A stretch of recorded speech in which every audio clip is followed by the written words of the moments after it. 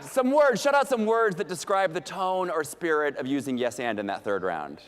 Woohoo! Friendly, happy, fun, glamorous. Oh, collaborative. I heard glamorous at first. I'm listening through my own filter. Everything's glamorous. Yeah, it's a very different experience. One way to look at it, in round one, when A had to pitch and heard no because, who was doing the work? A was doing all the work and kind of like running up against a wall. In this last round, who was doing the work? Everyone. The work was shared. So for us on stage when we improvise, yes and is that golden rule. It's the framework that we create. When we create content, it's the framework that we use to create content, to create an abundance of ideas, to build upon an idea first and then to poke holes in that idea later. Going back to the question about how do we involve them so it doesn't feel like a spiel, we try to build in yes and whenever we possibly can, into meetings even. How can we make that meeting more collaborative? How can we open it up to yes and? And for us, the two pieces of that are that acknowledgement and that building. When we're working together, that ability to acknowledge someone else's idea, even if I don't necessarily like it, but for me to spend time building upon that idea so I truly understand it, and then seeing where it goes. Often I might fall in love with the idea, I might find some real value in the idea, and at the very least, you feel acknowledged. And when someone feels like the ideas that they bring to any organization are acknowledged, built on, and at least heard, they're much more likely to bring that next idea, which could be the million-dollar golden idea.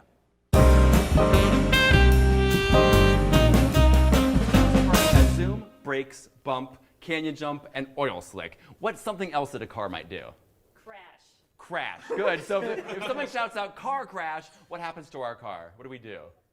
Well, high five. Yeah, perfect. We're going to celebrate our car crash because you always celebrate your first, like this. There's a big high five to the right and the left, or either direction. Good. So now we have a car crash where we high five. We have oil slick, canyon jump, bump, brakes, zoom, zoom. Zoom.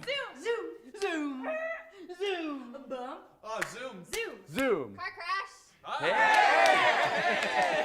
The car would stop, the game would stop. There's those moments when you realized, oh, I wasn't really paying attention. I thought we were going to zoom, but then someone bumped over me. And you couldn't overthink it either. You really just had to be in the moment. Exactly. And what is the value of being in the moment? That you're present and that you're feeling it. You're going more off the emotion and the excitement. Yeah, everyone's building off the emotion that's there rather than trying to bring in something that's not actually there. And you're aware of everyone instead of just like the people next to you. Yeah. You're aware of what everyone else is doing at the same time. Exactly. You couldn't just be focused on these three. Eventually it forced you to expand your awareness to the entirety of the circle. Do you listen in this way normally? No. How do we listen normally? What? What are we typically doing instead of listening to every single word that someone says? Thinking how we're going to respond. Thinking about how we're going to respond. Strategizing and thinking what the right thing to say is, or tuning out entirely because they're really boring. We've heard this 1,000 times before. What else are we doing when someone else is speaking? Our mind drifts. Our mind drifts.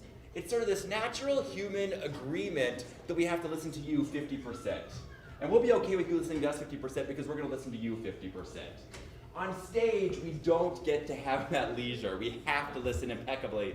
Otherwise, someone creates this beautiful improvised bar or environment, and then their partner walks out and walks right through it.